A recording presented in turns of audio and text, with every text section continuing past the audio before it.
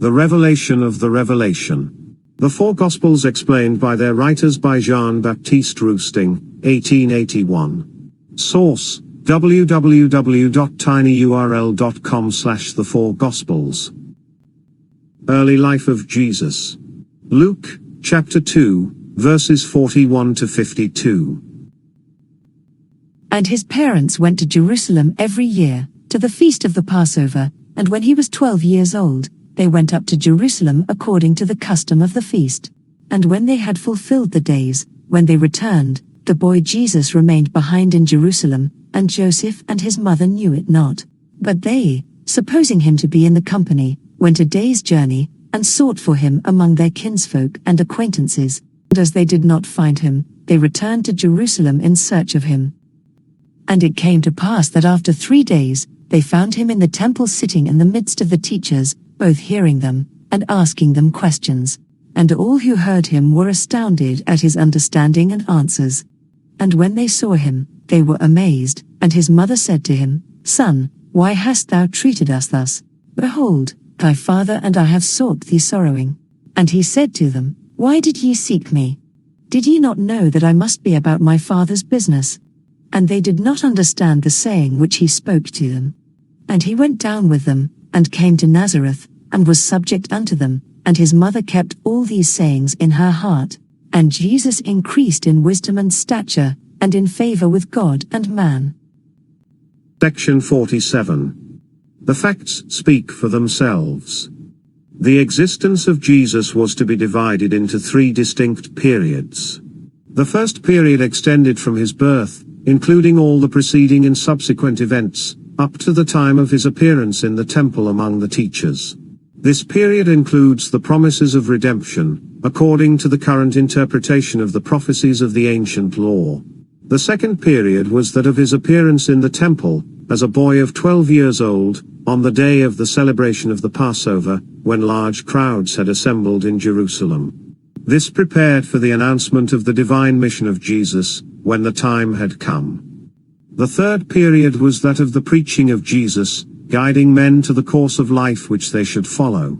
It was necessary that the life of Jesus should thus be divided, in reference to the past, present, and future, and Jesus therefore remained at Jerusalem, to fulfill the second phase of his existence. Those who know nothing, and admit that they know nothing of the childhood of Jesus, criticize these events as being morally improbable, although they do not understand them, and cannot explain either the motive or the object of the great preparatory work of human regeneration. Those who have attempted to explain the retired and unnoticed life of Jesus, by humanizing his actions, have not explained how he could so far withdraw himself, exposed as he was to public observation, that so very few human actions are recorded of him. The only ones which remain are those recorded by each of the evangelists, according to his share of the narrative as an historical medium, for the instruction of the present and the future.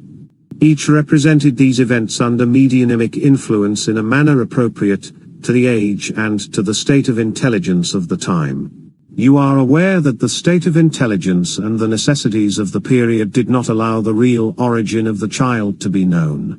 That period was preparatory to the present new era of Spiritism, and this knowledge was reserved for the new revelation, which we bring you at the appointed time in the name of the Spirit of Truth, and by command of the Lord. You also know that Jesus was first to be regarded as clothed with humanity like one of the old prophets, and subsequently, when his earthly mission was ended, and the revelations of the angel had been published, as a God miraculously incarnated. This was due to the human interpretations of the angelic revelation, which prepared the way for the reign of the letter, temporarily required as a means and condition of progress. Jesus was then regarded as corporeally a man like yourselves, and spiritually a God-man. The spiritual origin of Jesus is revealed to you now that the time has come for the letter which killeth to be succeeded by the Spirit which giveth life. Now that what has remained secret ought to be known, we are commissioned to tell you the nature of the apparent human life of Jesus from the time that he appeared on your planet, until the period when he entered upon his public mission on the banks of the Jordan, as a man of 30 years of age. Everything in the life of Jesus was simply apparent. His life was human in the eyes of men, but under illusory conditions, because all, like Mary and Joseph, were to believe in his humanity. Although he had clothed himself with a tangible perisprit, it was a purely perispiritic body, inaccessible to the necessities of your material existence. When Jesus appeared to be an infant at the breast of Mary, the superior spirits who surrounded him turned the course of the milk by a very simple fluidic action, and as the infant had no need of it, it was returned directly to the system of the mother. There is nothing in this which need surprise you. Do you not know that a chemist can combine or decompose at will a compound fluid, by restoring its proper nature to each heterogeneous element? Can you not admit that the fluidic action of superior spirits, who know all the secrets of your human life and organization, might thus decompose milk, and restore each of its constituent elements to their source? Although skeptics may shrug their shoulders in derision, it does not alter the facts.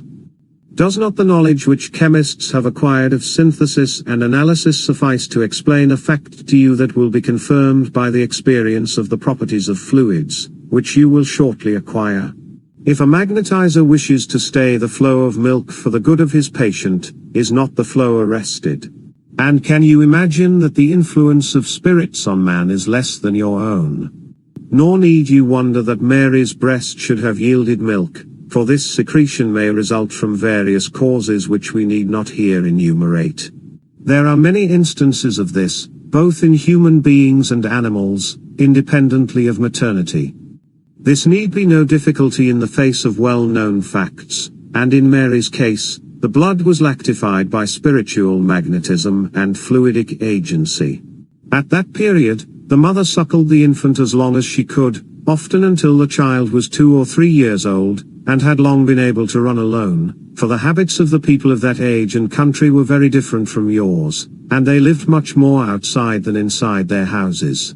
As soon as the children were able to walk, they ran about alone or in company as they pleased, often supporting themselves to a large extent on wild fruits and honey. During this period of the life of Jesus, everything took place under the easiest conditions conformable with the perispiritic nature of his visible body. Jesus was reared like other children of his age. He was precocious, and spoke and walked sooner than others, but he was regarded by all as the son of Mary and Joseph. He was in the habit of wandering in the fields at a very early period, either alone or with other children. At a later period, he wandered about alone, avoiding observation, and never asked for food when he returned to his home. He was supposed to have fed on fruit and wild honey like his little companions, and as Mary felt no uneasiness about what it was needful for her to provide for the child, no one else offered him food. Without knowing why, Mary did not feel that it was necessary for her to watch over her son like an ordinary mother, for she instinctively felt that he had no need of her solicitude. Yet this does not imply that she was a careless or indifferent mother, but only that she abstained from useless cares and anxieties under the guidance of friendly guardian spirits. Consequently, Jesus was often absent from his human home, even when quite a little child.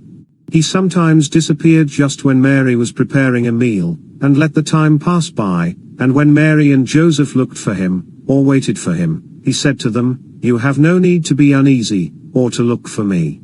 When they entreated him to share the meal with them, he would say, "I have no need of anything," and it was always supposed that he had fed on wild fruits and honey. Thus it happened that Jesus began to absent himself as much as the customs of the country permitted a child who was extremely advanced for his age. These periods of absence gradually became longer and longer, both to accustom his parents to them, and to prevent their feeling any anxiety about his sustenance. We have already said that Mary's guardian spirits disposed her to sympathize with the habits of Jesus. Joseph was also subject to the same influences, and they both felt that they had other aspirations and tendencies than those round him, though this did not lead them to think that he was different from what he appeared to be. They did not regard the habits of Jesus as more than singular to human eyes. He loved solitude, and did not care to associate with children of his own age. His parents considered that he lived frugally. They thought that he preferred to live on wild fruits and honey, like many shepherds, and his health did not seem to suffer from it.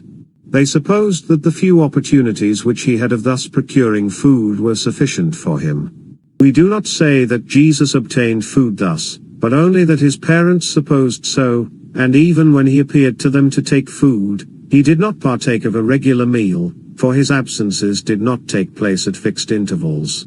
Mary was not surprised at her son's mode of life, when she recollected what she and Joseph both regarded as his miraculous origin. Their minds were both so impressionable, their faith was so strong, and their moral elevation so high, that they were very easily influenced by the inspirations of the superior spirits, who impressed them with the desire of not attempting to oppose or to interfere with his mode of life. For some years before Jesus visited Jerusalem, he had thus absented himself from home for 1 or several days together, saying, "I am going to pray."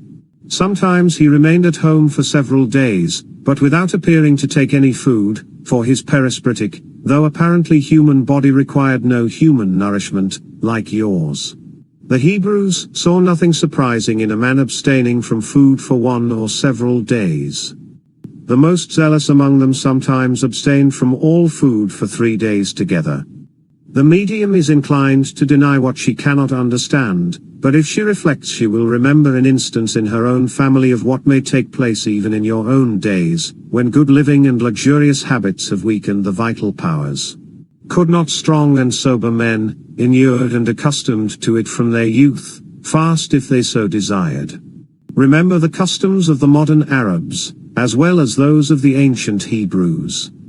We will now, having regard to the perispretic nature of the apparently human body of Jesus, explain the appearance of Jesus in the temple among the teachers, and tell you what became of him during the 3 days that he remained at Jerusalem.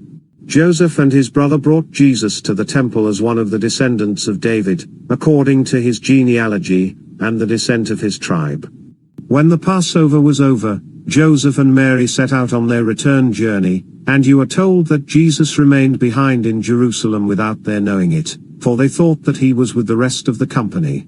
They traveled on for a day, and sought for him among their kinsfolk and friends, and as they did not find him, they returned to Jerusalem to look for him.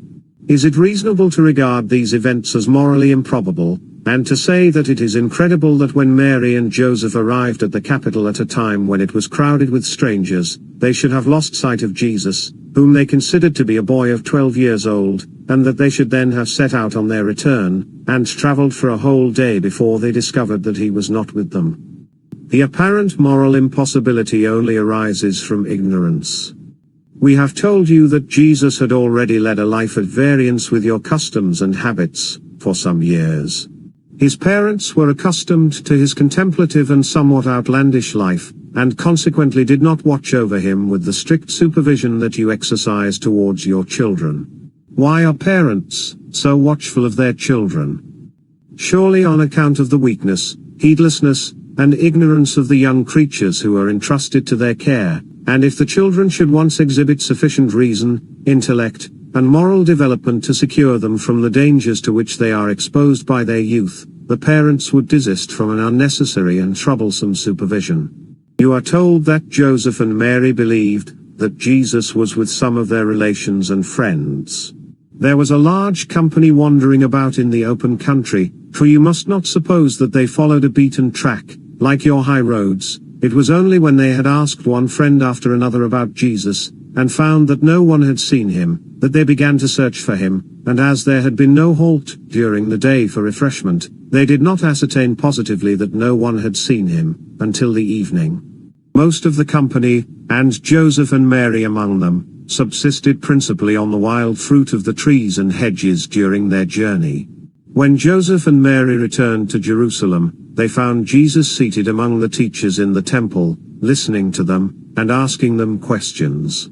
But Mary did not say, "My son, how could you live alone in a town where you were an unknown stranger? Who has entertained you, and where did you rest and sleep?" Instead of this, she merely expressed the uneasiness that his absence had caused herself and Joseph, because he remained alone at Jerusalem, when he ought to have returned to Nazareth with them. Mary did not refrain from asking her son what had become of him during these 3 days, because she knew that his nature was different from her own, but because she knew that his mode of existence was different from those of other children, as the experience of several years had taught her. She had known him abstain altogether from food for 1 or several days, when he was at home, or to be absent at irregular intervals for several days together. Those who know nothing of the spiritual origin of Jesus, and the perispiritic nature of his body, may ask, what became of Jesus during those 3 days? Where did this child of 12 years old pass the night? For he cannot have wandered about alone. Such questions naturally occur to those who take Jesus for a man like themselves, although those who have studied Oriental languages and habits know that men, women, and children often sleep out of doors, wrapped only in a mantle. After what we have told you of the origin of Christ, and the perispiritic nature of his fluidic body, you can understand that the boy had no occasion to trouble himself about seeking for a lodging. Those who ask these questions should do so with a full consciousness of their own ignorance and with a desire for instruction, and not with that short-sighted incredulity which denies both spirit manifestations, the gospel revelation, and the new revelation which reveals the secrets of the other world, the connection between the visible and invisible, and the means of intellectual and moral progress, through knowledge, charity, and love. During those 3 days, Jesus entered the court of the temple with the crowd, and left it with them when it was closed. As soon as he had left the temple, and was out of sight of men, he laid aside his tangible fluidic body and the clothes which covered it, which were entrusted to spirits who placed them beyond human ken. He then returned to the superior regions where he watched over your planet as its protecting and governing spirit, from the height of celestial splendors, as he does at present. When the temple was opened, he reappeared among men, resuming his tangible perispirit and dress, which made him appear human to their eyes. Mary and Joseph did not understand the answer of Jesus, because they thought, for the moment, that he spoke of his reputed father Joseph, and not of the heavenly Father whose reign he came to prepare.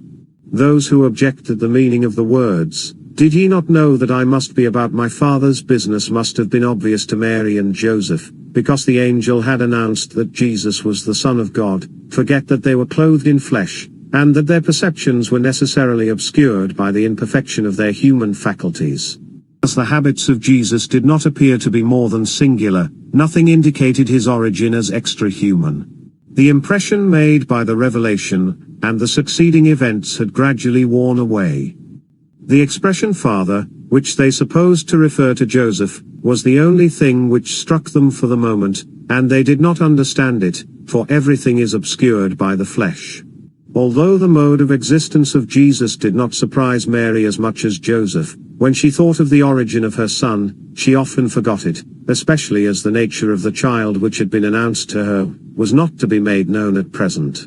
It is not surprising that Mary and Joseph thought that Jesus referred to Joseph as his father, or that Mary should have said to Jesus, "My son, behold, thy father and I have sought thee sorrowing." Mary believed herself to be the mother of Jesus by an incarnation which was at once human and divine, or miraculous, and, consequently, Jesus called her his mother. Joseph was regarded by men as the father of Jesus, who had hitherto called him so. As the angel had directed Joseph to take Mary as his wife, Joseph knew that men were to regard him as the father of the child. Indeed, the husband would be regarded as the father, in such a case, from the moment that he accepted the mother as his wife. Joseph did not know how long this belief was intended to last, but Jesus had always addressed Joseph as his father, and consequently Mary thought that he spoke of him in the present instance. This answer was the first allusion made by Jesus to his mission, and he pronounced the words with reference both to the present and to the future. You are told that Jesus was sitting amongst the teachers in the temple, listening to them, and asking them questions, and that all who heard him were astonished at his wisdom and his answers.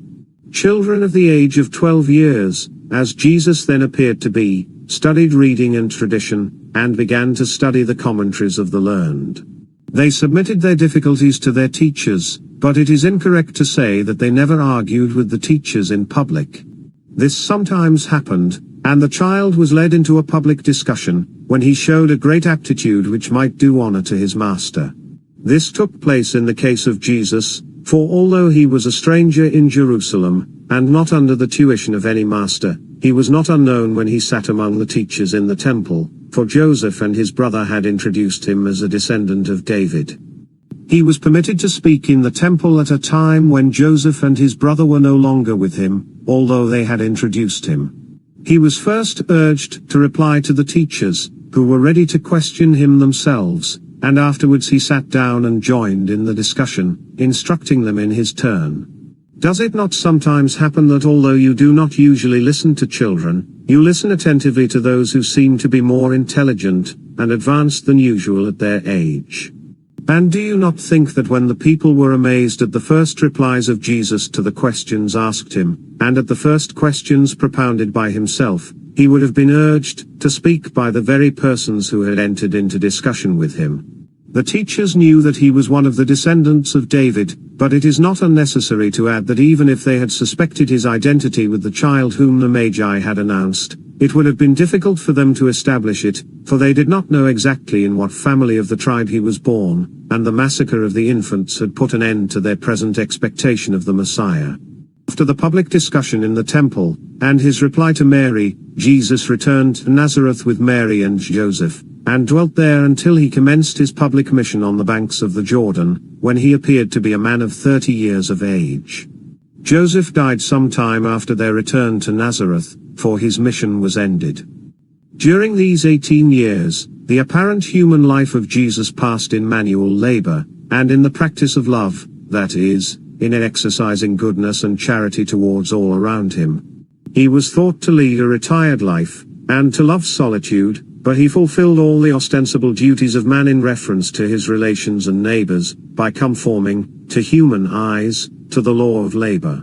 He lived under this as the greatest and justest law among men, although so many of you revolt under the burden. Jesus lived the exemplary life which he came to preach, but his outward life was not like yours. His apparent taste for solitude prevented his being obliged to submit to all the requirements of ordinary life, and Mary understood and encouraged this tendency, under the influence of her guardian spirits. Jesus fulfilled all the apparent duties of mankind, by practicing manual labor, and exercising goodness and charity, but he absented himself at other times, and was supposed by Mary and others to divide his time between his human duties and prayer, and he never appeared to take any refreshment either at home or elsewhere. All that we have said of his life previous to his attaining the apparent age of 12 years, likewise applies to the subsequent period until the commencement of his public mission. When Jesus was believed to be absent or in retirement, he disappeared and returned to the superior regions where he watches over your earth as its protecting and governing spirit.